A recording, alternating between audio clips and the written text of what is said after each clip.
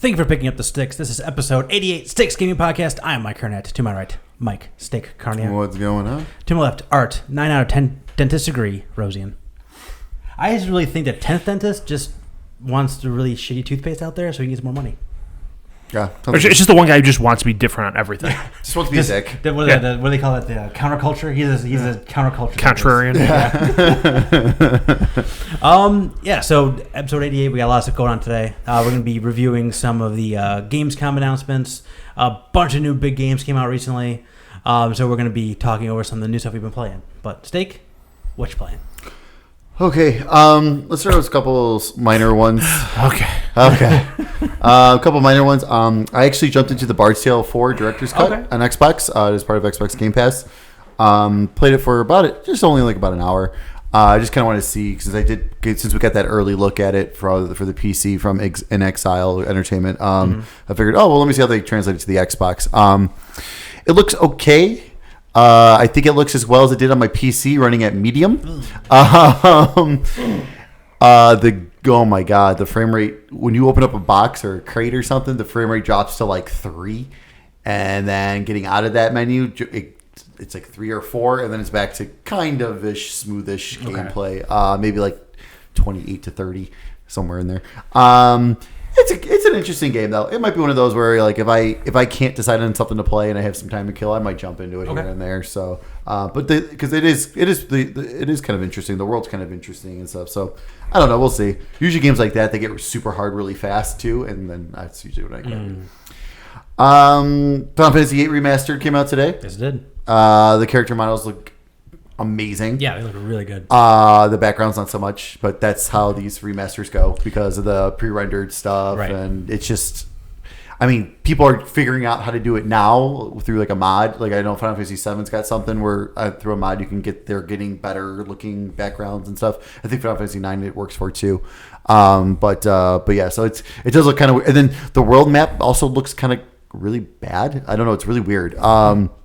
I thought Final Fantasy VII world map actually looks better. It was just really odd. I can't even picture the world map for 8. Like, if you have a gun to my head in a lineup, I couldn't pick it out for you right now. This is how it goes, gentlemen, ladies and gentlemen. But it's nice. It's nice to be back into it. It's fun. I still like the game. I like the characters a lot. Some of this.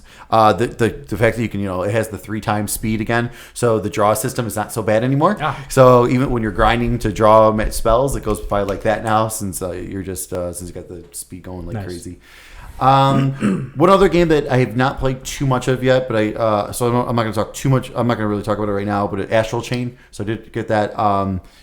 First impressions, crazy, looks fantastic. And I really can't wait to dive into it. Yeah, a lot of people are really high on that one. A lot of people really liking that game.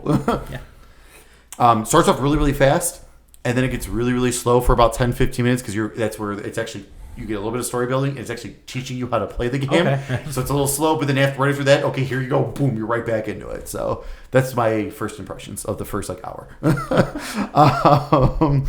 And then my big game. This is the one I'm going to review here is Oninaki. Oh. I was wondering what it's like. I said I don't hear Oninaki in there. There you go. So this is from developer Tokyo RPG Studio. These are the same guys that did I Am Setsuna and Lost Sphere. The publisher obviously is Square Enix. It costs $49.99. It's available on PS4, PC, and Switch. It took me about 20 hours to complete it. I've watched all 3 endings as well. So it was kind of nice. There's a save point right before the final thing, so I just went back. I thought you maybe YouTubed it, but into the game. Nope. Okay. I reloaded it and then went because after you finish the game, you can save your clear data, and then I guess there's new things in areas you can explore after the fact. I haven't got into any of the post game stuff there, but.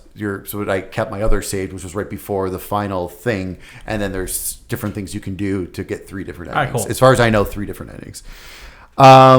So my one quick sentence review is Diablo meets RPG meets Pokemon. I never thought one sentence would be a question. I was trying to think of the best way to describe this part because so you collect. I feel like 90% of that sentence is a statement, and it's just the last word that's a question.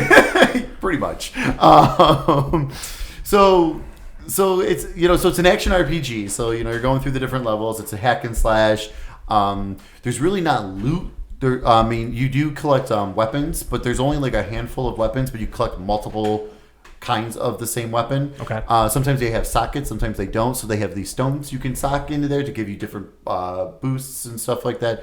And then also the nice thing is though, even you just keep as you defeat enemies, you just drop them, so you just automatically kind of pick them up, and then you can use those weapons to upgrade your weapons though. So you can use certain amount to push towards upgrades. Okay.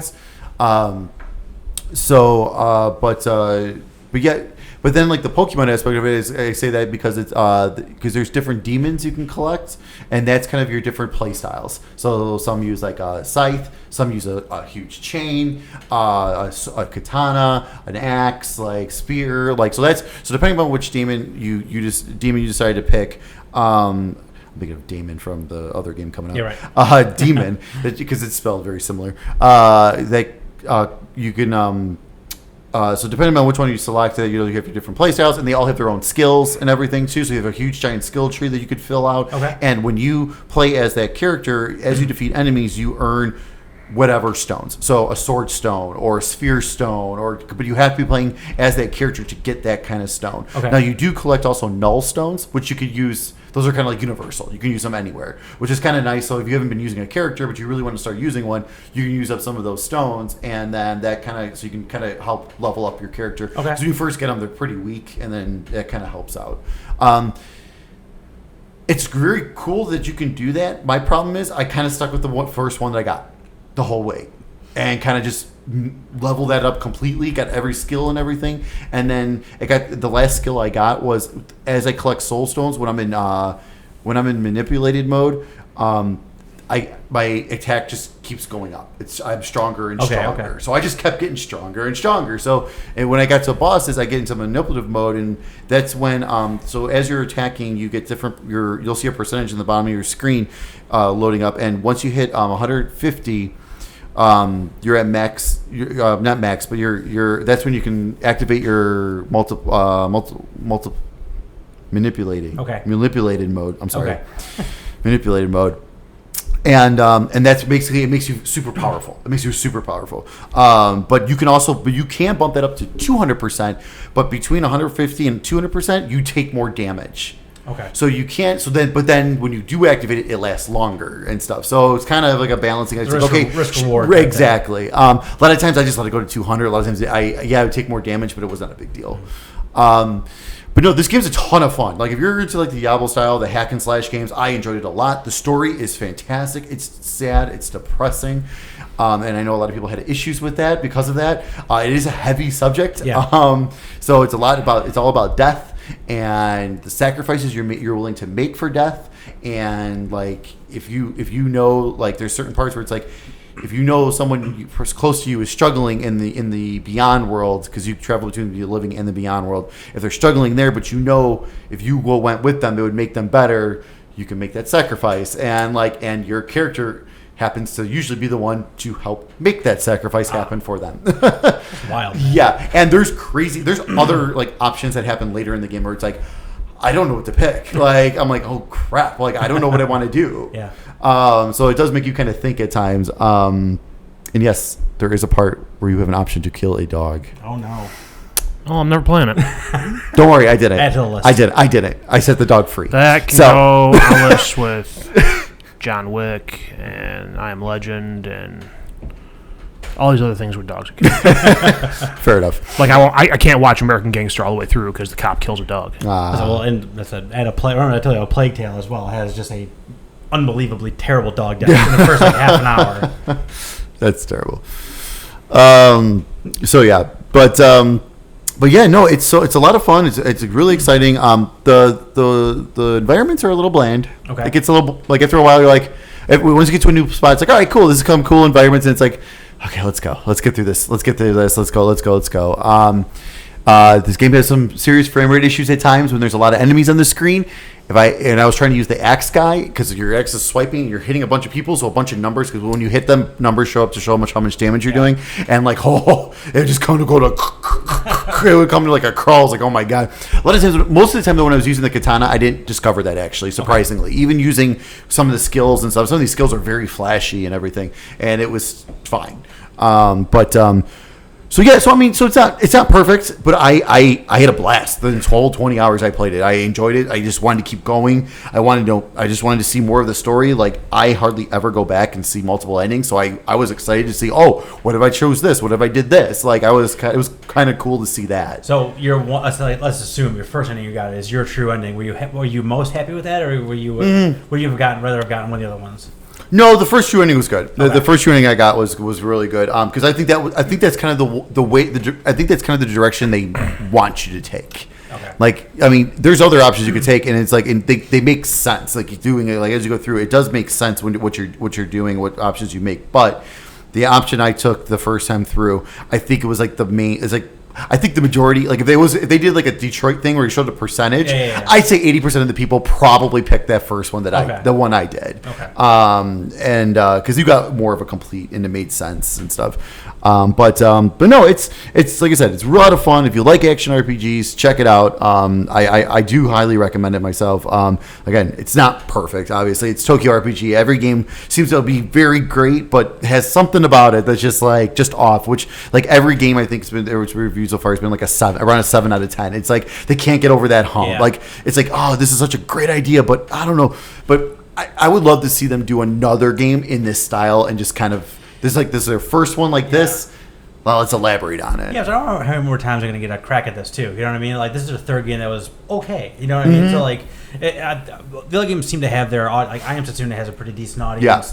Lust Fear kind of that one was like I haven't get a chance to play that one myself yet, but I hear that one was kind of dull. Okay. Like I played the demo and it was really boring. So so I have a feeling that one was kind of a little bit more of a but this one seemed to they pumped it back up a little bit. So yeah. Oninaki, ladies and gentlemen. Oninaki, go get it. Is that your last game? That's it. All right, what you playing? Some things. Hey, it's a miracle. Some things. Well, I ran into a problem. So Madden started being Madden and just screwing me over repeatedly. That sounds about right.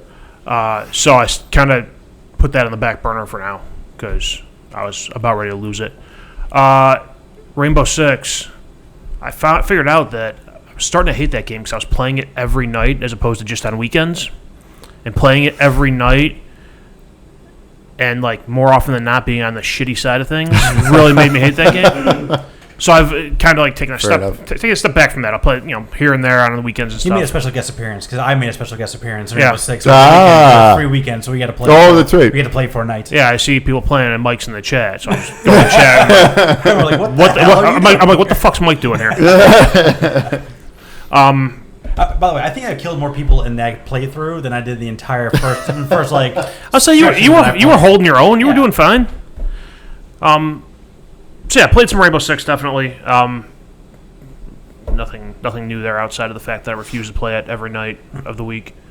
I did have one fantastic ending of a game where I got down and was able to get myself up and shot the guy in the back of the head who had downed me, and he was the last guy left.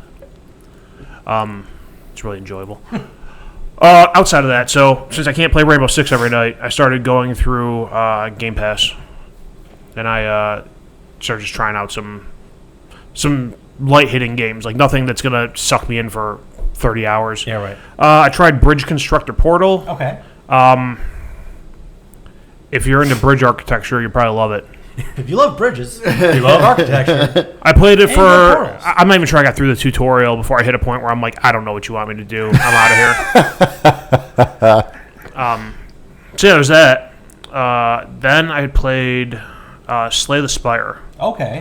Which is a deck building, dungeon crawling roguelike, which is actually kind of addictive. Okay. That's what it looks like. So there's like you go through there and there's I think they call them 3 acts. And each one it starts off with a map and it'll show you like this you can see the whole map all the way up to the boss fight. And so you can kind of plot out where you want to go. Like, here's where you can hit a shop. Here's where you can hit a question mark area, which is like they'll either give you a scenario or a reward chest, or you might end up in a battle. And there's like normal battles and elite battles, which are just harder enemies. And they have 3 characters, and one is the main guy, or the first one they give you, which I'm guessing is what they launched the game with, is just like a guy with a sword. Like, there's nothing special about him. That's actually the one I have the most trouble with. There's another one that is, I don't know what the character's abilities are, but they have attacks like they can poison the enemy, which does like passive damage between turns. And they have a third one that has like orbs that you could fill up with either lightning attacks, frost, which gives you armor, and there's two other things you can put in there. One gives you like more energy for your turns, and the other one is I think it makes your attacks more effective. But so you go through and you start off with like a deck of like 12 cards, I think, and it'll be like 5 attacks, 5 defense, and 2 different cards. You kind of build from there. You can add more cards. You can get rid of some cards. And when you're first going through, you're just at least for me, I'm first going through. I'm just adding cards every. You win a battle, you get to add a card. You win a battle, you get to, it gives you 3 cards. You pick which one you want. There's relics you can get that sometimes that'll be like risk reward type thing. Like it'll give you this buff, but it's going to hurt you in this way. Mm-hmm. There's other ones that are just flat out rewards. So playing with the character that can poison people, I actually went all the way through the game and beat all 3 acts. Oh wow! Which it took a couple times, but I got to the point where I think the final boss I fought, I had like they had like maybe 600 health, and I had like 200 poison damage going every turn. On the last turn, they killed them, so I was able to just keep stacking poison. Yeah, right. Because I had a card that applied 5 poison to them if I played that card. I had a card that actually had 2 of a card that tripled the poison that was applied to them. I had a card that every time my turn came up, it applied more poison to them. So eventually, I think I hit a turn where I got like both the triplers, and they were already at like 40 damage per turn. So I just triple, yeah, and now you're gonna die in your next turn. I'm still trying to figure out the right way to go with the other 2, but like that first character, like I don't know what you're supposed to build around because they have nothing like special to them. But it's an interesting game. It's one of those you can sit down there and play it for a few minutes. I mean, you can save the game. You don't have to do one continuous playthrough. I think the one playthrough I did, it took me maybe an hour to get from start to final boss. Okay. But I've had times where I'm sitting there playing and the kid wakes up from a nap. All right, save it, shut it down, go away. Mm-hmm. The problem I have with that is sometimes like I'll start back up and I'm like, I don't know what strategy I was using here. And I've had plenty of times too where it's like I think I have like a hand that is just like I'm gonna run through this thing. It's fine. I got the character that has all the orbs. I'm like I had a thing that had like 2 more orbs, and then every time I played a power card, it added another orb. And I'm like I just do that, fill up all the orbs, and I'm good. Yeah. And then I 2 fights after I came to that realization, I just got smashed because all those good cards were at the back of my deck. Mm. So you never get to them, and you're taking 30 damage a turn, and your character's health is only like 70. Yeah. But I mean, if you like, you guys both said you don't like roguelikes, so I'm not sure if it's up your alley. The building though, that like when I first saw that, I was like, oh, this is something I might be able to get into. And you get to the end of it in an hour. Yeah, and it's free on Game Pass. Yeah, so right. I mean, you could load it, play a game, and be like, I don't like this. Yep, exactly. And you're out nothing except your time. For sure. So yeah, that's definitely something I put a decent amount of time into. Annoying part is there is no like cloud cross save between PC and Xbox. Oh. Yeah, because like I downloaded it on my PC that is by my desk where I should be working every day. I definitely wasn't playing on conference calls. But like I go in there and it's like, okay, you have one character unlocked and no special cards unlocked, and you have. I'm like, oh. That's a bummer. Like I need to figure out how to remote play from my computer to the Xbox. Yeah. But it's one of those things. Like I know it's not a play anywhere title, but I would think the cloud saving would be simple enough. Yeah. Especially since like it got on my computer through the Xbox app, right, and through Game Pass. So yeah. I mean it's enjoyable. It's not enjoyable enough that I don't think I would pay the $25 that they're charging for it. Because I looked on PlayStation to see how much it was in the store there because they had their sale recently. I'm like, if I can get some trophies off this, I'll do that. I've put no money into this so far outside of my Game Pass subscription. And I think it was like $25. I'm like, I'm good. Yeah. I got another box right next to that one that I can play this on for free. Yeah. And the other game I've been playing is I played through Borderlands Game of the Year edition. Nice. Knocked it out in maybe a week. It's the most interesting thing is seeing the progress from that 1 to 2. Because in Borderlands 1, the story is not... There's not a lot of story to it. No. It's like there is a story, but you're playing through it, and it's like if you've played 2 or pre-sequel before, you're like, where's the story? Yeah. Also, the gunplay is not as good as in 2 or pre-sequel. Like I took the... What's up, Kat? I took the sniper class, and like I have the crosshairs lined up on somebody's head, and it's like just not registering when I pull the trigger. I'm like, all right, I guess we're aiming for the chest. And then like I played, went back and played pre-sequel for like 10 minutes, and I pulled out a sniper rifle and lined it up, and I was hitting every shot. I'm like, okay, well, it's not just me. There is a difference here because I'm doing the same thing, but it was fine. It's going through there, I see a lot of the characters in there that popped up in 2. And it's always like, oh, that's that guy. It's fine. If you've never played Borderlands and you want to jump in, I mean, 2 is a fine place to jump in. You're not missing a whole lot by not playing 1. There are some fan service stuff in 2 that you won't get if you didn't play 1, but you're really not. As someone who went that route, you're not missing that much. Gotcha. That's it. All right. We're talking about Rainbow Six. So I finished. Well, let me talk about this first. Madden. You finished Madden? I did. I got to the end. Did they have Shocker, you? Did they have Cam Newton fumble 6 times in 2 games for you? When he's had 28 career fumbles, and I looked that up because I was so furious about how often I was fumbling. No, but it's like I went through my second perfect season. It's like maybe it's time to blow this up and start from scratch. So I boosted difficulty, and I am now an owner of. What difficulty were we playing on? I'm playing on All Star now. Sort of the one before that is. Oh, okay. I don't feel as bad now because I'm like, how is Mike getting perfect seasons and I'm losing games and getting ready to throw this thing out the window? But you were playing on. Okay, I was playing on the. I just started on the difficulty I always play on. I'm like, if I lose some games, it's fine because I don't want to beat it the first time through. So I am now the owner of the football team of Washington, just so I can relocate them and change their name.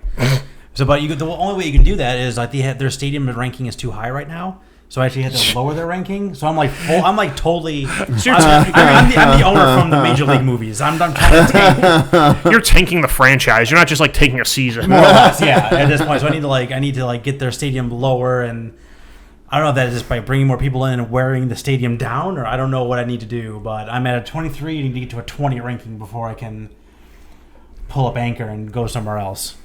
I'm 2-1 so far. So I actually won my very first game with a higher difficulty. I won, so I feel pretty good about that. And I traded away Adrian Peterson for picks. I have so many picks.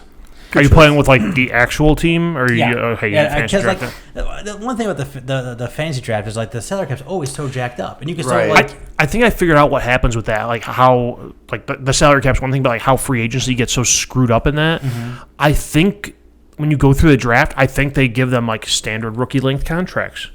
So like all the first round players are all going to be on 5-year contracts. Everyone else will be on 4-year contracts for the most part. Yeah, because I don't get that far either. So like every once in a while, you see like maybe one like 85 ring player in free agency. Outside that's a bunch of nobodies. I wish there was a way to do fantasy draft, but like keep current contract status. Yeah, right. Because that used to be a thing. Like you had to like make your pick, and you saw like how much cap room you had and how much this guy's making. And I'd pick whatever the hell I want at this point. I finished Spec Ops: The Line. That was a trip. That was taking away that it was very clearly a 360 game, not just visually but just like mechanically. It did, like the whole cover system doesn't work great in this third person cover shooter. But the story is like, man, I just felt terrible at the end of it, because it's me making these things, me making these decisions, and my ultimately like the decision making process was so flawed. Because like you kind of get roped into making this first decision, and then every decision henceforth is like, well, I'm already neck deep into it. Why am I going to turn back now? You know what I mean?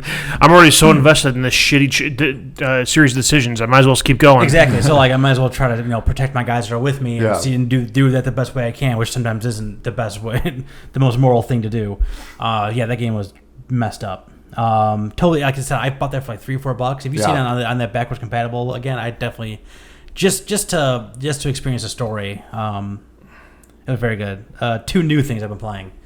So I bought on my iPad Telling Lies, which was the kind of pseudo sequel to Her Story from back in the day. Oh yeah, it's the same guy, same director, same everything. Where Her Story was, you were watching clips from police interviews This time around, what you're watching clips of are one end of like basically a Skype call. So the way the game works is you type in, you have this database where you can search words, phrases. While you're watching the videos, there's subtitles. You can click on it and it'll search that keyword, whatever it is. But if you search like one of the guy's names, it's going to show up with 180 clips, but they only give you access to the first 5. Like I can't scroll. Okay. So the idea is like you're supposed to like narrow it down. I only got about an hour into it so far. It's pretty crazy, and the stuff you need to pay attention to is just not what these characters are saying, but also like you trying to put a timeline together, and sometimes you can do that by like one of the characters just moved into an apartment. You can see if the apartment is still bare or if they've painted or if they, and that's how you can kind of get an idea of where the timeline sits and stands. But I have no idea what's going on yet. Like the things I'm getting are so fragmented right now that it's hard to kind of see how I get from A to Z. Mm-hmm. And I saw something that looked kind of like it was something that happened near the end of the story, but I'm not sure either. Mm-hmm. So, and I think I know who the main character is. I'm still not sure about that yet. So it's one of those things where there's so many different factors going on.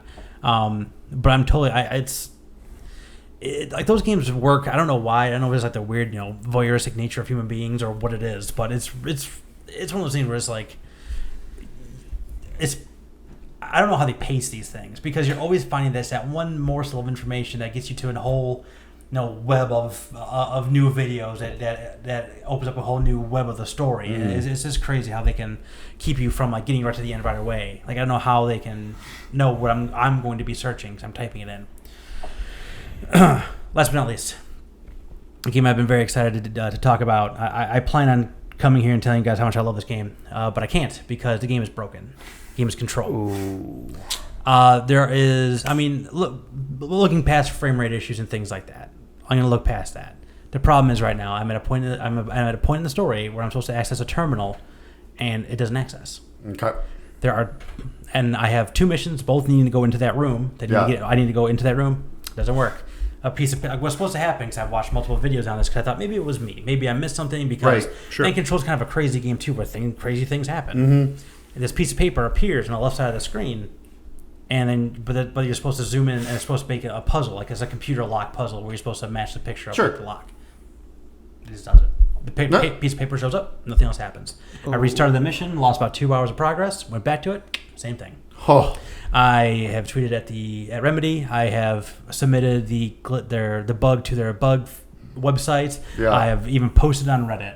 One of the guys said he's had the same problem. He said he restarted and it worked fine for him. But it's not working for me. I don't want to lose a bunch of more progress again. Just 2 hours. That's a long time. So I have 4 missions open right now. 2 of them need to go into that room. A third one needs to open up a different terminal, which that one is not working either, because the whole terminal thing doesn't work at all. And the 4th one, I need to finish one of those other missions to get to the end of that mission. Okay. To get an ability, which is absolutely terrible, because I was really, really liking this game. Between the story and the mechanics and the world building is amazing in it. Enemies are kind of repetitive, and but again, I don't know if they're repetitive just because I keep going through the same things over and over again. Like I'm still like I was before I realized it was a glitch. I was thought maybe I missed a document. So I was looking through. I've looked through everything I can possibly get into. I've collected 120 pieces of documentation in this game already that I've only finished 3 missions. I haven't even finished 3 missions on. I think there's like 15. So it's super frustrating because, like I said, I was super excited for this game. So I just gotta wait for it to get patched, I think, and hope that I don't have to start that mission over again. Hope that the patch fixes your in progress game. Exactly. Right? Yeah. So it hasn't been updated in a couple days, and I've been dealing with this for about 3-4 days now. So I'm hoping that I'll go in one day and I can finish this game that I am really, really enjoying, like a lot, but I just can't enjoy it. Which really, I told you guys after we finished the last episode too, I find myself in a little bit of a funk. Right. This game was pulling me out of this funk. Yeah, right. And now I'm funkified again. I'm fully funked because I can't go any further. You are so funked. I'm funked up. I'm so depressed. Have you discovered Have you had the frame rate issues that people were talking about God, too? Like where it goes down like almost unplayable. I mean, I almost not unplayable, but it's crawling. I'm usually pretty tolerant on that kind of stuff anyway. Yeah. Like I know I recognize it. Sure. But I mean, in almost all games, unless it's completely unplayable, it is what it is. Yeah. But yeah, there's sometimes especially when you get to the launch mechanic, like when your telekinesis grabbing something and throwing it at people. Yeah. Sometimes that stuff's bouncing and then an explosion and you're hitting 3 people and it's just like so much is going on and it just dies. Like the engine just. I'm playing on my PS4 Pro too, so right. I figured it would be okay. Yeah. But everyone's having those problems. I think people are having more problems on PC than anywhere else in terms of that type of thing. Anyway, that's crazy. I was deep into the subreddit on this thing, trying to figure out what the hell I can do to get myself fixed. So I saw all kinds of issues that people are having with it. But like I said, it's just such a shame because the game is really good. I'm really, really enjoying it, but I can't play it anymore. Yeah. I've done everything I can do. That's so I load up to my game, I walk over to the thing and hope it works. Yeah. And if it doesn't, I go play something else. Well, I was hearing that makes me feel like over the weekend I was like, I should probably get I have these little games I'm playing Rainbow Six. You play for a bit and you can go it's not a 30-hour story. Yeah. But I was like I should find another story-based game to play by myself. And I saw I've heard a lot of good things about Control. And I was looking at it, I'm like, oh, maybe I should get that. I'm like, but if I wait a week and change, Borderlands is going to be here, and then I'm just never going to play anything else. So. Control's already on sale for like $35, which is that's great. Yeah. I think Amazon 37 I want to say for PS4 and Xbox. What about PC? I don't know. I really have no idea. Which is really crazy. Yeah, that's ridiculous. I mean, I don't. Yeah, I mean, I don't know. I love Remedy games. They're usually the classic like critically acclaimed that don't sell well. Yeah. They're always into new IP. So like I don't know. I wonder if they made like an Alan Wake 2, like what they would do for the sales. I don't know where this is gonna land. And I mean, the buzz is like it's great, but it has a ton of problems, and that's exactly what I'm dealing with right now. But it's not like a little problem. Like this is I'm totally screwed. Right now. Is that checkout? You gotta go to checkout. It is, but shipping also says 1 to 3 weeks, and that doesn't really help me. All right. Thank you for listening to my tale of woe. Like I said, I'm. That's a bummer. I'm sorry you're dealing with it, but I'm glad to hear it because if I went out and was like, I'm going to get this and see how much I can knock out in the week and a half till Borderlands is here, and then I ran into that, I would not be a happy customer. Oh yeah, no, I almost went out and picked it up after seeing the reviews too. So I'm glad I kind of been holding off. So hopefully by Black Friday it'll be fixed and $20. Yeah, me too. For you, hopefully sooner. Yeah, hopefully. I mean, it's like I said, that was sucking me in because like I want to play Blair Witch, which just came out. I got it downloaded. I want to play Man of Medan, which I pre-ordered. I haven't played that yet either. Well, now you got time. But I don't want to have time. I want to play Control. I really like it. Okay, kind of sounded like a whining child there. I want to have time. I have all these things I have all these things to play. My kid was yelling at me the other day about how he wasn't tired and he was yawning in the middle of yelling. That's exactly what he did. I stopped myself from laughing at it. And his mom's like, right there, you just did it. Steak, what's coming out next couple weeks? All right. Borderlands, end of story, let's go. I'll get there. Hold on. I want it now. We're all just a bunch of little kids today. September 6th, Monster Hunter World Iceborne for PS4 and Xbox One. I guess PC version's coming next year. Oh, really? Ooh. Yeah. Oh, that same thing happened in Monster Hunter World. That was like almost like it was like 8 months, I think, after the fact. So right, I'm on the pulse of the Monster Hunter universe. Yeah. Well, it's available on Game Pass. You can go play that. Yeah, it's true. Yeah. So also on September 6th, NBA 2K20 for PS4, Xbox One, Switch, and PC. On September 10th, Gears 5 for Xbox One and PC. Did you preload it yet? I don't know. I can do it. Preload it? I don't know how to do that. Yeah. No. Yeah. The Ultimate Edition. You can preload it. I got it. Done. Yep. Did that yesterday. Does Ultimate Edition release earlier? Yes, 4 days early. So you have the Ultimate Edition that is on September 6th. Tomorrow. When you listen to this. Yeah, that's right. Control. I want to be done by then. September 13th, Borderlands 3. Yes. PS4, Xbox One, and PC. Nobody call me that weekend. My kid will be watching himself. If I'm interrupted for any reason, everyone dies. So everyone call Art. I'm starting to think if I should just schedule some days off of work. That's probably a good idea. Well, my plan is I work the day it comes out. I work, but Yeah. I'm go to Best Buy in the morning, pick it up, throw it in the PlayStation, and just let it install while I'm working. That's a good idea because it does take that. It does take some time there. Come on. Go ahead. Are you looking for gears? Yeah, of course. You should go back to the beginning. It should be a banner. You should be able to swipe. It was. to the banner. What app are you in? Um, What app are you in? the Game Pass app. Okay. I don't know if you made the mistake of just going into the Xbox app. Because they're different apps, apparently. Because for some reason you can't have one app connected to two databases and figure out who has a goddamn membership. Never mind. No, but if you click on Game Pass in the Xbox app, it opens up this app. I see nothing. This is all lies. I hate you. I haven't preloaded. Go on your console. I preloaded it yesterday. I was on the console. I was like, if I do it now or Yeah. tomorrow. Yeah, you got time. Also on September 13th, Daemon X Machina for the Switch. Curious to see how that's going to review. That's something I'm interested in, but I'll wait for a sale on that. Also on September 13th, NHL 20 for Xbox One and PS4. We have new PlayStation Plus games for September. Batman Arkham Knight Yeah. and Darksiders 3. That's pretty awesome. That's a good lineup for two games. Yeah. But yeah, totally. Arkham Knight's great. Gets a bad rap, but it's good. And then your Xbox games with gold for September. For Xbox One, Hitman, the complete season 1 from September 1st through September 30th. It's already on Game Pass. They took it off Game Pass a little while ago. So they can do it. So you release it for games with gold and say it's Yeah, for games here's with something gold you now, can't. so now you have it. They have it forever. Yep. I already have it on PlayStation. I still haven't played through Hitman 2. We were here from September 16th through October 15th. And then on Xbox 360, which is also playable on your Xbox One, Earth Defense Force 2025 from September 1st through September 15th. And someone needs to let me know, because I think this next game we already got. Tekken Tag Tournament 2 from September 16th through September 30th. I'm pretty positive I already have it from Gold. I think they gave it to us that like 2-3 years ago. Really? Yeah, I'm almost positive. I don't know, but I've heard good things about the Earth Defense Force game, so I might Those are check so much that out. fun. Which was the one last month? They gave us one too. The first one. This was the second game, technically. I think.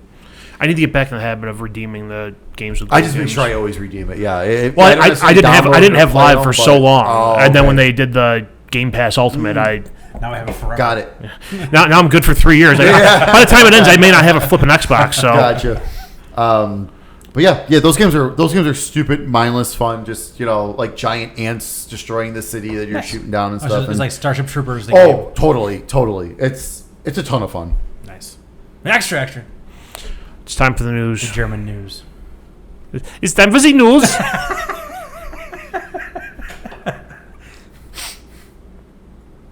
GamesCom was a thing.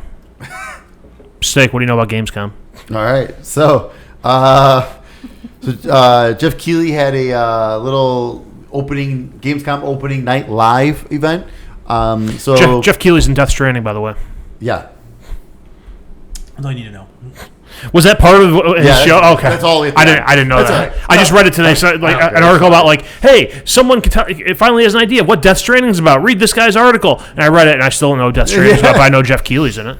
Yeah, he's a Ludens fan. He's like a super fan of whatever Ludens is in the game. Yeah. Cough drop. So he's essentially a super fan. But it's not his voice though. No, is it's it not like his voice. Chuck Swirsky? Super Yes, fans. exactly. Yeah. I love the Ludens. They caress the throat. So this event, this was kind of a cool event because a lot of stuff usually gets announced at Gamescom, but no one pays attention. Not necessarily pays attention, but it's kind of just all over the place. Yeah. So it was kind of nice to have an event like this. Hey, here's his trailers, and we're going to talk to some of the developers. And this is, Keighley's events usually are pretty good. Oh, yeah. Either way. Yeah. So this is a nice midway point between the Game Awards and nothing that he used to have before. The Game Awards last year and the Game Awards this year. Exactly. Yep. So they kicked things off with Gears 5, showing off some of the campaign and everything, and I actually am going to just dive into 5. I haven't played 4, but I'm just going to dive into 5. Let me tell you, I played them all, and I like them all, and I could probably give you about 12 seconds what the story is. Yeah. And then I know. bad guys came up from underneath the earth, and then we killed them, and then another guys and another entity came from even deeper in the earth or something. I don't even know. Perfect. That's all I got. That's all I need.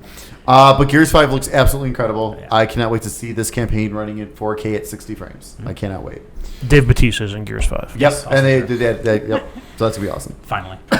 After that, they showed off a trailer for a game called Comanche. I guess it was an old school helicopter game, so it's gonna be a team based online game. Yeah, Keeley seemed very excited about that. Yeah, And I vaguely remember Comanche, I don't remember it at all. but I have I'm zero assuming- fondness for it. I wonder like how old we're talking. Too. Like I think it's old. pretty old, right? Yeah. I'll do some research while you continue on. Sounds good. After that, they showed off DCL, the game. It's basically drone racing. So, yeah, there's that. After that, we got our first gameplay trailer for Need for Speed Heat. Yeah, it looked pretty cool. It looks good. It looks like kind of underground-ish, which is kind of nice. I missed the underground. That was like the best.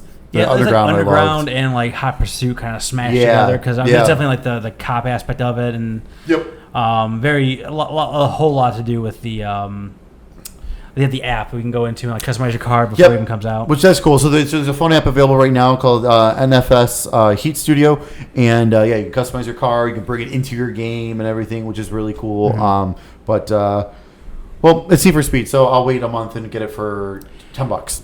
That's also true. So Comanche appears to be NES games, but they're just giving me names of games and not where they were on. Okay. They were making ones for the SNES and it got canceled. So it must be NES. That's what I'm saying. It must Atari be. NES probably would be my guess. It sounds like something that would be on Atari. Wikipedia sucks. That's all I know. So after that, they showed off a trailer for Kerbal Space Program 2 coming in 2020. The trailer was awesome. Yeah, it was funny. After that, they had a trailer to announce Little Nightmares 2 Yes. coming in 2020. Yeah, I said I think 3 shows ago I played the first one kind of out of nowhere. I really enjoyed it, and I don't know how the hell they're making a sequel out of it, knowing how that game ends. But hey, Looks like co-op. Looks like it'd be very co-op heavy. either co-op or I think you're playing as not the yellow hooded character, but the other character. I think more than anything else. But I said it was like playing a Tool music video. I'm in for more of that. Yeah. So Cool. Trying to find the answers, Mike couldn't. I gave up. After that, we got our first gameplay look at Predator Hunting Grounds. Oh. I don't know. I can we stop with the 4v1 thing? Can we just stop? But now this one's more like a 4 versus environment versus 1 or something. Because you have your squad, but then they were shooting other people, Right. and then the Predator's attacking everyone. It was basically it's basically like Predator. Like the commandos are going in to do whatever their mission is. Yeah. And then the Predator's there. Yeah. So it's just like I don't know. I thought it looked really ugly. it just doesn't look like it just doesn't look fun. I mean, honestly, the 4v1 is so tough because everyone wants to be the one usually, and it's like you're just waiting for your turn to be the one. And none of those games have figured out how to make like the 4 or 5, wherever it is, to be the fun part. Yeah. And it's also I think from the same people who did Friday the 13th. Friday the 13th. So Server issues. Day 1. Guarantee it. that's all I had to say about that. I still have yet to play a single game of that. Neither have I. Because that one night we tried streaming it and then I never tried to jump back into it. I was so mad. You're not missing much. No. Comanche has been a PC title. Oh, PC. Always. Oh, okay. The first platform was DOS in 1992. Oh, wow. Okay. Well, All right, then. that is old. No wonder I don't care. Then after that, we got a trailer with some gameplay for Monster Hunter World Iceborne, September 6th, just as a reminder. Then after that, we got an interesting game called The Cycle. It's PvEPV. So player versus environment versus player. So, looks interesting. Didn't you just talk about this with Predator? Yeah, pretty much. Yeah, but it's Oh, it's hey, the squads. there's a new trend coming. Yep. Usually there's a game like that's why we're doing it. Like that game did it well, so that's why we're doing it. I don't think there's one of those yet, unless there's one of these become that. Maybe. After that, there was a trailer for Life is Strange 2, Episode 4, which I heard if you have not played the previous episodes, it was very spoilery. Well, yeah. So if you didn't play them, then you didn't know. But I heard it's very spoilery. I don't know what they're doing. I don't know. They did the same thing at E3 when they showed it. I don't when understand. They were talking about Episode 3. Right. Like, they showed like a character. Like, what are the main characters die? Like, what are you doing? Yeah, I don't know. That's something. I mean, I think there's a lot of people waiting to play the whole thing at one time. So that's just. I don't know. After that, they showed off a game called Humankind. It is the game that Sega was kind of hinting at. They were like really hinting towards it a couple days leading up to it. There was like a weird thing that was going on their social media. It's a turn-based strategy game. Honestly, I don't like turn-based strategy games. I may actually watch someone play this though. It actually looked really cool. I'm terrible at them, so there's no point in me playing them. But it looks really cool. It's coming in 2020. Then we got into Borderlands 3. They showed off and announced Proving Grounds, which is basically an objective-based mission for loot. So depending upon how you achieve it, with how many people, all that good stuff, is what kind of loot you get at the end. Gotcha. And then also Guardian Rank, which is basically Badass 2.0 from Borderlands 2. They said just an upgraded version of that. You set up for that, or That's fine. Okay. Then after that, we got a new trailer for another game that Keeley was going crazy about. Everspace 2. Yeah. Coming in 2021. Yeah. Like, just spare me. Got too much other stuff going on. It looks like a space shooter. Whatever. It looked pretty. Mm-hmm. Then after that, we got a trailer for the first time showing off gameplay and a release date for The Witcher 3 Complete Edition on the Switch, coming October 15th. Blows my mind. It's gonna do it. The whole thing on the cartridge. Yeah, all the DLC expansions and everything. Like, what? How? And I mean, yeah, sure. Comparing it to the other versions, yeah, it looks ugly, but it doesn't look that bad actually. Everyone says it runs super smooth. I just don't get it. What black magic fuckery are they doing to make that work? Well, if this ends up being what they say, like how it seems like it's going to be amazing, then no game studio has an excuse not to be able to port their game. I just don't want to hear it. I just don't. It does not compute. None of that computes. Don't want to hear it, Capcom. Put all your Resident Evils on one damn cartridge. I mean, maybe they care about the visual quality. I realized today. I don't know why I realized this today. It's like one of those like weird shower thoughts type of thing. But I was like, I can play Resident Evil 0, 1, 2, 4, 5, 6, Code Veronica, and a bunch of other shitty Resident Evil games on my PlayStation 4, but not 3. There's no way to play Resident Evil 3 on a modern console because you haven't re-released it, and it hasn't just been like released in any way, shape, or form. Well, we are just less than a week away from that Resident Evil announcement, and people are thinking 4v1. Oh my god! Oh my god! PvE, oh PvE, Jesus whatever Christ! The fuck we're talking about. Oh my god! 4v Nemesis. There's your Resident Evil 3 remake. Terrible. Oh god! I hope not. None of those. They've released 2 of those games. So for Capcom, listen to me. You released 2 of these games. It was Operation Raccoon City, and then Umbrella Corps, and you're both terrible. Stop doing it. Just keep doing what you're doing with Resident Evil 0 and Resident Evil 2 remake and Resident Evil 7. Like, just let's go to 8. What do you say? Let's go to 8, guys. You with me? Sure. Let's go to 8. I guess another rumor though, also from what they've shown up, like some of the streams just got leaked, is people are thinking this might be another Outbreak game, which that was fun on PS2. I actually, don't get me wrong, I mean it's not the Resident Evil we necessarily want, but those games were actually pretty fun though. Yeah, but that was a game before its time, before internet access and things like that. You can play with the AI, but that was also playing with AI in PlayStation 2 world, which is not good. Yeah. Anyway. Then after that, they showed off some FIFA 20. I just wrote down here, it looks terrible and boring. Like all soccer. It just make street. I like soccer, but my listen to me. God, this looks terrible. I'm going to be doing this a lot this episode. Make street. Bring it back. Especially for NBA, because you guys can't make an NBA live game that's worth of shit. Street games were the best. Out of all the streets, that was the best. I keep eyeballing those with my GameCube. Like, I should just buy. Because they have 3, Street 3, NFL, I think 1. I think that might be it for the street games. Volume 2 and Volume 3 were just the best games ever. Stupidly fun. After that, we got a look at Disintegration. coming in 2020. This is from the co-creators of Halo? Correct. Yes. Yes, I knew it was. It's been a long time since I looked at this and did that. Yeah, it's been 2.5 weeks. Looks interesting. From what I hear, it looks like Destiny, but doesn't play like Destiny. So that could be a very good thing. Yeah. We'll see. After that, we got a new trailer for Darksiders Genesis. Still coming in 2019. 2019. I mean, I don't know why we don't have a date yet. That's kind of A weird. few months left. But Get some love. Come on, Cat. this is a There game. we go. This is a game I'm watching because it's like it's an action RPG. It's kind of like Diablo style another Diablo in a game way. for you. So yeah, I'm all about that. You're in my bubble now. Oh God, All over the microphone.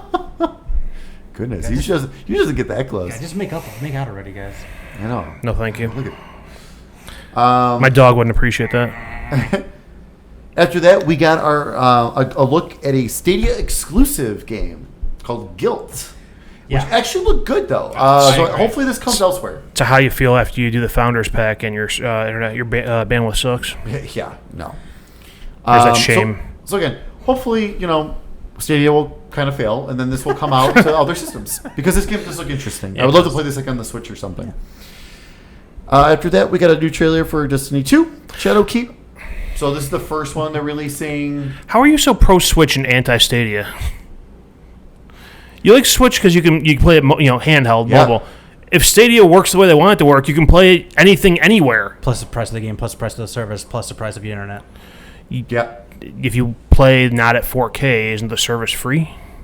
The games aren't though. No, I still so you still have to buy the games and everything. But if I'm gonna do Stadia, then I'm gonna obviously use it to the fullest extent and have to pay to get the 4K 60. And also too, that means I also have to have constant internet connection. Where the Switch, I don't have to worry about it. Constant Your phone, you internet do. connection. Huh? With your phone, you do. Sometimes. Depends where you're at. Yeah, don't go to Mike's house. I say, I mean, that's the problem with that is you just don't know where. And also too, I just don't until I see it. I don't believe they're going to hit what they're going to hit. So, we'll see. After that, they should have a trailer for Remothered Broken Porcelain coming in 2020. Looks pretty creepy. Look good. It's actually coming out, I think, next week in a week or so. Okay. I think it's coming out really soon. After that, we got a big trailer for Epic Games Store, advertising all this. These are exclusives and everything. Shenmue 3, Borderlands 3. Good, buy them all. Yep. Then we've got we got a new trailer for Erica. That's that live action game where you're making decisions and everything. It's on PS4 and it's available now. The channel dropped that day. It's only $10. Yep, I bought it. I haven't played it yet. Yeah, I haven't had a chance to pick it up yet, but I plan on Control. it. And then after that, Keeley was also super excited about this. They were during GamesCom, they live streamed the farming simulator league. Oh, they have a trophy and everything. Yeah, I'm not gonna lie, I did think about firing up a farming simulator when I was looking for Game Pass games. I have one downloaded because I gotta know what makes them put one of these out every year. I don't know. And We it's got to sell. We looked at the numbers. They do sell. Oh, that's right. They do. That's right. I forgot we did. Well, yeah, I mean, And there's a league. Nice. And it's a 2-player team. Like I don't mind. I don't get any of it. But I share in Jeff Keighley's wonder of it, the whole thing. Yeah, oh yeah. He's like, oh man. He's like, I saw this. I'm like, I got to show everyone in the States this.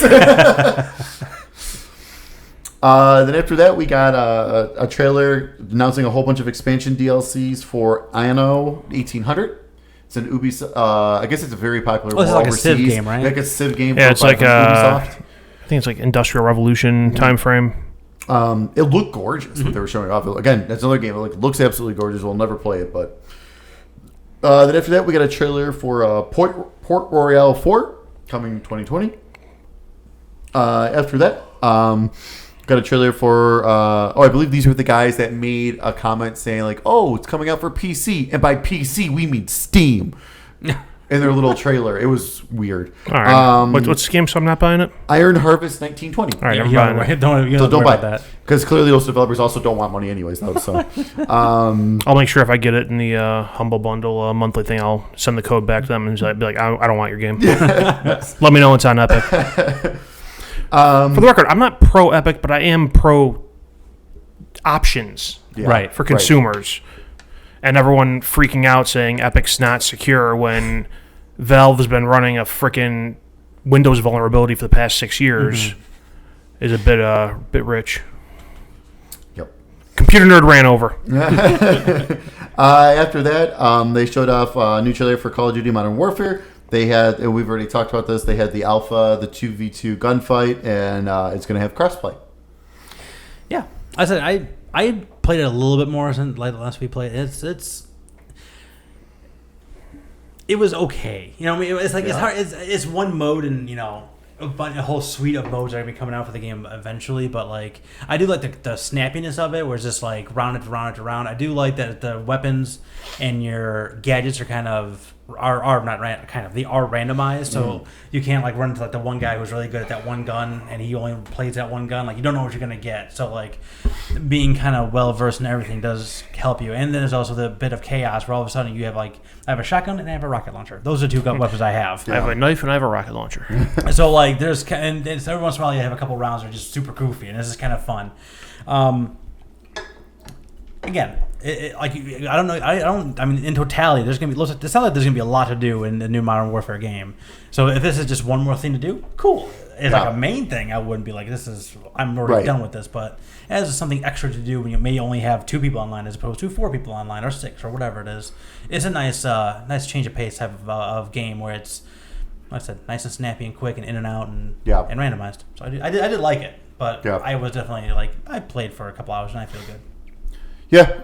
No, it looks good. It looks good. The campaign looks excellent too. The little bit they've shown off for that too. The game looks gorgeous. And then last but not least, of course, we had the big arrival of Kojima, showing off Death Stranding. Showed off a couple new characters. Showed off the one called Mama.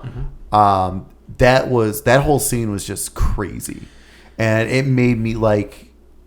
Really I've already been kind of I'm just more curious than anything, but now it's like okay, I really want to play this like after that scene.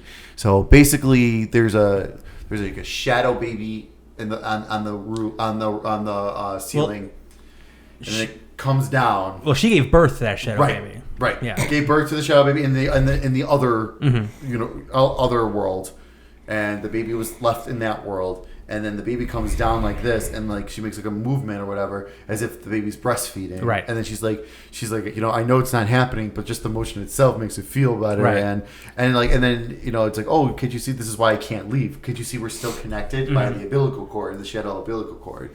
That was like, what the fuck? But it's like at the same time, I'm like, that's kind of crazy cool. Yeah. It's funny because we've been clamoring for like, what the hell is this? And every single time we figure out what the hell this is, we're like, what the hell is this? So there is. I understood the scene. Yeah, exactly. So I mean, there are they give a better explanation to like the actual babies and what the BBs and what they are and things like that. But like ultimately, when they showed the gameplay, it was just him in that same field we've seen. Every single time we've seen gameplay has been him in that field. Yeah. So is this like the classic Kojima swerve that we're dealing with right now, where like he's going to show us one thing and then 95% of the game is going to look and be played somewhere completely different? Metal Gear 2. That's what I'm saying. It could gonna pull Metal Gear 2 we could be here. Seeing like 4% of this whole game at this point in that one section, and God knows what the other 96% is. Yeah. No, that wouldn't surprise me at all. Yeah, because then in that world, so they showed him urinating. Mm-hmm. Naturally so. And then anytime you try looking, he turns away. And it was weird because then a mushroom grew after where he peed. And then he said the mushroom indicates where someone peed, and because all the games are somehow interconnected, that if you and me and Art all pee in the same thing, we'll have a bunch of mushrooms there, and if enough mushrooms show up, something magical will happen or some madness. The whole game's just gonna be mushrooms. That's really the key here. So many I'm saying it's gonna be the design, but now that they said that, everyone who plays this game is just gonna pee everywhere they can. Yep. So then they also dove in a little bit more to Guillermo del Toro's character, that was a really cool scene. That's where you learn that the baby that's attached to you doesn't necessarily live very long. They're still figuring out exactly what they are, how they live, and why they connect to the other side. Yeah, so they're still. So that's kind of like I guess that is kind of your short little synopsis into the game. But that scene was really, really cool. Then when they go into the gameplay, you go into a part where you deliver your goods, and a hologram of Jeff Keighley shows up, and he's just rooting you on. Yeah, super nerd. Woo, he's rooting you on. And then your character falls down a hill, and the baby starts crying. So you have to actually detach the baby and rock him. Yep. Just don't do it too fast. Happy. They said, don't do it too fast. Yep. Shake the baby. So there is some micromanaging with the baby. I'm past that phase of my life. I don't want to be rocking babies anymore. I don't feel right at home. That was pretty much it. That was the long and short of it. Pretty much it. Like I said, we did get a little more insight than we've ever gotten into this game, actually. As long as we found out some things, we still know nothing. I just know I am super pumped. I'm actually really excited. Yeah, and I think the mystery is half the fun, right? Yeah, with this absolutely. Game. So it's Absolutely. Like not knowing what it is, but just knowing A, the pedigree, and B, just like enough to be like, what the heck is that? Like, I'm so intrigued enough to be like, to find out what it is. Is the is the marketing like the lead up to all the information we're being given, like the ambiguity of it all? Is this just like a case study in what is the value of the Kojima name? Very, very well, it could be. Between that and like all the celebrities are in this thing, they keep, and there's even more. There's cameos more that we don't even know about yet. Yeah, that we don't even know about yet. So God knows who's even going to show up in this game, like ultimately. But like, I think it's just a mix of like we'll tell people nothing and they'll buy it because Kojima. Because of like how Twitter is like just blowing up every single time anything ever gets shown up about it, and Kojima's been tweeting recently about like the crunch of the last bit of it, and he just sounds like some people playing it. His half size is the first half of the tweet is suicidal, and the second half is going to be great. Yeah, like, you know what I mean. So it's just like we're getting run on the ground like we're in a sweatshop, but it's going to be awesome. And I just can't believe it's coming out this year. Like I still can't believe it's coming out in a couple months. Yeah, we're only a few months away from this thing. I can't believe that. Like we still don't know most of what this is, and that seems to be okay with everybody. Like Art said, it's the name. It's the name. It's seriously just the name. This could be the worst game ever, and it'll sell like crazy. It's the name. It's the hype. It's all the people behind it. You know what I mean? Like all the people who are just giving him all this time and space to give us nothing. He has all this. He could have. I mean, usually at this point too, like there've been some kind of preview event or something, and it's just like. See, this is one game where I may avoid the reviews because if there is some kind of crazy twist or something, they're gonna talk about it, and not necessarily in detail, but they'll make a comment about it. And it's just like that would be. I think that's something you'd rather want to find out on your own. Aren't you assuming that in a Kojima game there's going to be a crazy twist? At least one. You kind of at least one. There's going to be something somewhere, but it's like to what extent though? You know what I mean? Because Metal Gear 4 had that, but that was like it was very story based, like still within the barrier lines of the story that you were going through when it happened. It was like, whoa, that's amazing, but it's like okay, but it didn't really change a whole lot. Right. Not like Metal Gear 2, where you're playing as Solid Snake and then you find out, oh, you're actually playing as Raiden the whole for 75% of the game. Right. You're like, oh, did not see that. No one knew that because the only thing they ever showed off was the Solid Snake stuff. So again, this Norman Reedus stuff, I don't think it's the only time we're ever going to play as Norman Reedus, but is this like 2-3 hours of this Norman Reedus that we're playing as compared to what's coming? Yeah, I mean, they said that you're going it's a cross country journey, and like I can't imagine the whole country looks like that, green field with the rocks. Right. So I don't know, man. Like there's just I don't know. I'm trying to manage the hype with the reality of the situation, and I'm not trying to get myself into worked up into a lather for something that's going to be okay, or something that's this is going to be the most revolutionary thing of all time. And it's fine. I mean, and Kojima's not helping that at all. But I'm saying this is a new version of a game that no one's ever played before. Yeah. This is a new genre, and he's calling it whatever the hell he's calling it now. Kojima. It's it's something. No, it's like he's calling it a Strand game. I think is what he's calling it now. So it's just and what does that mean? I guess you're making it, so you can call it. It's in the name, duh. Crazy bastard. I don't know. Yeah, it's wild. So that was it. That was the end of the show. Yeah. So it was cool. Yeah. I hope they do it again next year because, like I said, it's just GamesCom. Usually, you're just watching Twitter and Facebook and stuff, and just things spill out here and there and stuff. Which there was still some of that as well, but it was nice to have kind of a nice little event like this. just showcasing some of this stuff. Because I mean, it wasn't just like garbage stuff. There was some big. I mean, Death Stranding because Death Stranding was with right. That was a but there was still bigger stuff like Gears 5, you know, Need for Speed. So there were still first party big AAA studios that wanted to show off during this. Yeah, so that's great. All right, so I think that's it for this show. That's it for this show. There is a Nintendo Direct happening tomorrow as this recording. We're going to try something to get information to you quicker on that one. We're going to try something tomorrow. So that might already be up. It's maybe old news by then. I don't know. Should already be up. I don't know how time works. God, I hope so. So if this doesn't work, this is all nonsense to you. But if it does work, go click over, check the video out. That's right. And then we'll see you guys again in 2 weeks. See you next time, Steakheads.